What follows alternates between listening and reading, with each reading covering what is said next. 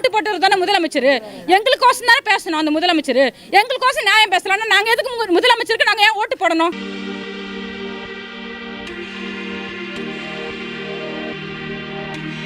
நாயை கூட தெருத்தி விட்டா அந்த இடத்துல தான் வந்து நிற்கும். நாங்கள் நாயை விட கேவலமாக இருக்கிறோமா இந்த இடத்துல?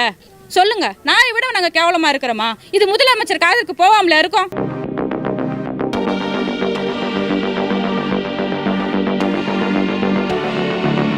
எங்கள் வீடு மட்டும் காப்பாற்றிட்டாங்க. 1500 2000 ஓட்டு இருக்குது இங்கே. எங்கள் வீடு மட்டும்